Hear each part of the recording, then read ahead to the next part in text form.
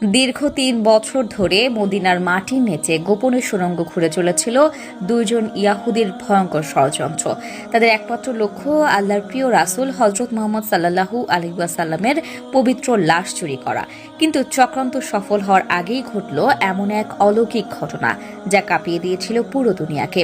প্রশ্ন হলো, তারা কিভাবে ধরা পড়ল আর তাদের পরিণতি কি হলো?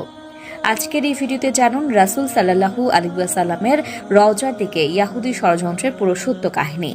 হিজরি ৫৫৭ সালে ঘটেছিল এক ভয়াবহ ষড়যন্ত্র। আল্লাহর রাসূলের লাশ চুরি করার পরিকল্পনা করার আগেই রাসূল সাল্লাল্লাহু আলাইহি ওয়াসাল্লাম স্বপ্নের মাধ্যমে তৎকালীন সুলতান নুরউদ্দিন জঙ্গি রাহমাতুল্লাহি আলাইহিকে সতর্ক করেছিলেন। স্বপ্নে তিনি বলেছিলেন, হে নুরউদ্দিন, আমাকে দুজন লাল চক্ষু বিশিষ্ট ব্যক্তি বিরক্ত করছে, এদের হাত থেকে আমাকে রক্ষা করো। স্বপ্ন দেখার পর নুরউদ্দিন জঙ্গি খুব ভীত সন্ত্রস্ত হয়ে জাগ্রত হন। প্রথমে তিনি ভাবলেন এটি হয়তো কোনো দুঃস্বপ্ন, কিন্তু স্বপ্নটি বারবার দেখার পর তিনি বুঝলেন বিষয়টি গুরুতর। অতএব ১৬,০০০ অশ্বারোহী সৈন্য নিয়ে মদিনার উদ্দেশ্যে রওনা দিলেন। মদিনার অলিতে গলিতে ২ সপ্তাহ ধরে খোঁজ চালানো হলেও তারা তাদের খুঁজে পাননি।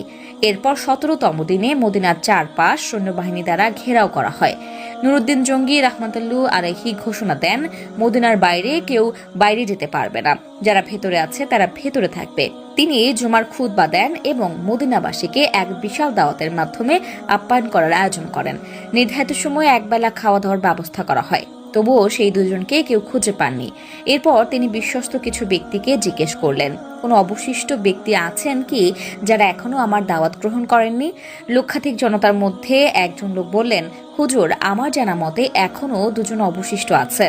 নুরউদ্দিন জঙ্গি সঙ্গে সঙ্গে কয়েকজনকে নিয়ে ওই 2 ব্যক্তির আবাসস্থলে পৌঁছালেন। তাদের দেখে তিনি অবাক হয়ে উঠলেন, কারণ এরা হলো সেই 2 ব্যক্তি যাদের স্বপ্নে দেখানো হয়েছিল। তিনি জিজ্ঞেস করলেন, তোমরা কে? কোথা থেকে এসেছ? সুলতানের দাওয়াতে কেন অংশ নিলে না? তারা প্রথমে নিজেদের পরিচয় গোপন করলেও পরে ভয় পেয়ে আসল পরিচয় প্রকাশ করে। তারা বলল, আমরা ইহুদি, মুসল শহর থেকে প্রশিক্ষণ নিয়ে এখানে পাঠানো হয়েছে। আমাদের লক্ষ্য ছিল রাসূল সাল্লাল্লাহু আলাইহি ওয়াসাল্লামের লাশ চুরি করে ইউরোপীয় ইহুদিদের হাতে হস্তান্তর করা। সফল হলে আরও ধন সম্পদ দেওয়া হতো। তারা জানায়, তারা গভীর রাতে অল্প পরিমাণে সুড়ঙ্গ খনন করত, খোঁড়া মাটি চামড়ার মজকে ভর্তি করে মদিনার বাইরে ফেলে আসত।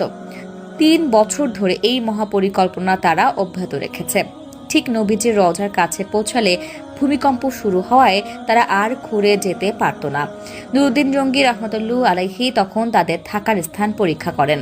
নামাজরত অবস্থায় চাটাই সরালে একটি বিশাল পাথরের আড়ালে সুড়ঙ্গ দেখা যায়। সেই সুড়ঙ্গ রাসূল সাল্লাল্লাহু আলাইহি ওয়াসাল্লামের